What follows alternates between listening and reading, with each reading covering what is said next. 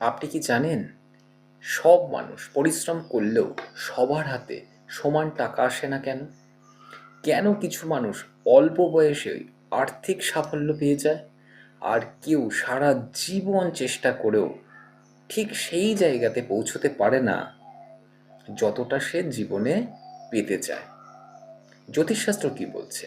জ্যোতিষশাস্ত্র বলছে, জন্মের সময়ই আমাদের নির্ধারণ হয়ে যায় আপনি জীবনে কতটা অর্থশালী হবেন বা অর্থভাগ্যের আপনি ভাগ্যবান হবেন। নমস্কার, আমি অ্যাস্ট্রোলজার মলয় শাস্ত্রী।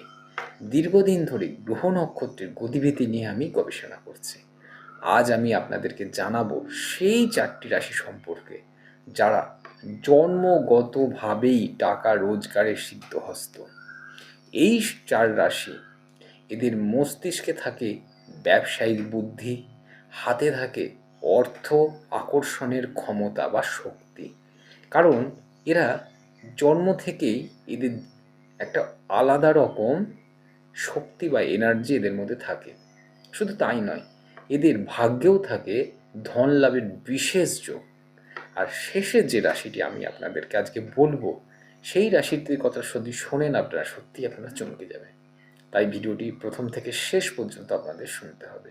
তো চলুন শুরু করা যাক। প্রথমে দেখে নিই কোন রাশি রয়েছে। প্রথমেই যে রাশিটি রয়েছে সেটি হচ্ছে বৃষ রাশি। বৃষ রাশির অধিপতি গ্রহ হচ্ছে শুক্র।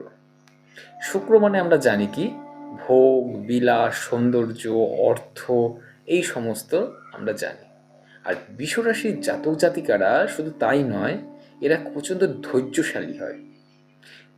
এদের মধ্যে একটা স্থিরতা ব্যাপার থেকে যায়। এদের মধ্যে প্রচণ্ড বাস্তব বুদ্ধি থাকে। এরা যে কোনো কাজে কিন্তু বেশি ঝুঁকি নেন না। এরা ঝুঁকি একটু কম নেন, কিন্তু দীর্ঘমেয়াদে নিশ্চিত লাভের পথ এরা কিন্তু বেছে নিতে জানে। তাই জমি, বাড়ি, ব্যাংকিং, গহনা, শিল্প বা ব্যবসায় এরা বেশ সফল হয়। টাকার মূল্য এরা ভালোই বোঝেন এবং সঞ্চয়ে এরা খুব বিশ্বাসী হন। এরা ধীরে চলতে খুব পছন্দ করে, কিন্তু একবার স্থির হলে আর পিছনে কিন্তু এরা ফিরে তাকান না। তাই বৃষরাশি জাতক জাতিকারা কিন্তু অর্থভাগ্য খুব ভালো হয়। দ্বিতীয় যে রাশিটির কথা বলবো সেটি হচ্ছে বৃশ্চিক রাশি। বৃশ্চিক রাশি জাতক জাতিকাদের অধিপতি গ্রহ হচ্ছে মঙ্গল। আর এই রাশি জাতক জাতিকারা অত্যন্ত কৌশলী হন। এরা গোপন পরিকল্পনায় খুব পারদর্শী হন। ব্যবসায়িক বুদ্ধি এদের প্রচণ্ড থাকে। এরা ঝুঁকি নিতে কিন্তু কখনো ভয় পান না। কঠিন পরিস্থিতিতেও মাথা কিন্তু ঠান্ডা রাখে। কখনো এরা মাথা চট করে গরম করতে চান না। তবে এরা শেয়ার মার্কেট বা ইনভেস্টমেন্টমূলক যে সমস্ত কাজ রয়েছে বা গবেষণামূলক যে সমস্ত কাজ রয়েছে বা গোপন প্রশাসনিক যে সমস্ত দপ্তর রয়েছে, সেই সমস্ত কাজে এরা বড় কিন্তু সাফল্য পান। অনেকে হঠাৎ করে আবার বড় অর্থ লাভ করতে পারে। এদের জীবনের একটাই মূল মন্ত্র হচ্ছে স্ট্র্যাটেজি। কিভাবে এরা চলতে হবে সেটা খুব ভালো জানে। তৃতীয় যে রাশিটির কথা বলব সেটি হচ্ছে সিংহ রাশি। সিংহ রাশির অধিপতি গ্রহ হচ্ছে রবি।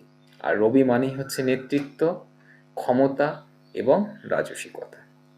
এই রাশির মানুষেরা বশ হয়ে জন্মায়, কারণ এরা সবসময় লোককে নেতৃত্ব দেওয়া পছন্দ করে। তাই এরা নেতৃত্বে একটু এগিয়ে থাকে। এই রাশির জাতক জাতিকারা একটু নিজের ব্র্যান্ড তৈরি করতে ভালোবাসেন, আত্মবিশ্বাসে ভরপুর হয়। রাজনীতি, প্রশাসন, ম্যানেজমেন্ট বা নিজস্ব ব্যবসায় এরা প্রচুর অর্থ এবং সম্মান দুটোই উপার্জন করতে পারে। এদের কাছে টাকা শুধু সম্পদ নয়, এরা একটি মর্যাদার প্রতীক হিসেবে এটাকে মনে করে। শেষ যে রাশিটির কথা বলবো সেটি হচ্ছে মকর রাশি। মকর রাশির অধিপতি গ্রহ হচ্ছে শনিদেব। শনি মানেই হচ্ছে পরিশ্রমী, ধৈর্য বা দীর্ঘমেয়াদীতে সাফল্য এনে দেয়। মকর রাশির মানুষেরা রাতারাতি কিন্তু কখনো ধনী হন না। এরা খুব পরিশ্রমী হয়, তাই এদের জীবনে সাফল্য একটু ধীর গতিতে আসে।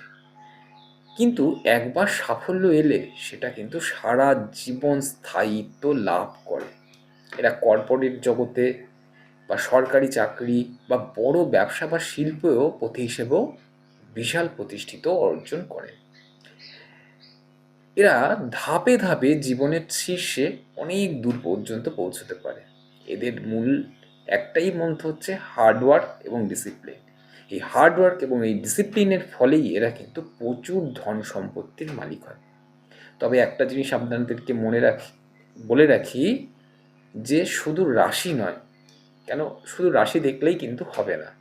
আপনার জন্মকুণ্ডলিতে যদি ধনভাব, একাদশ ভাব এবং বৃহস্পতির শুভ অবস্থান না থাকে, তাহলে কিন্তু এই সাফল্য আপনি পাবেন না। তাই আপনার ধনভাব, একাদশ ভাব ও বৃহস্পতির শুভ অবস্থান খুবই গুরুত্বপূর্ণ।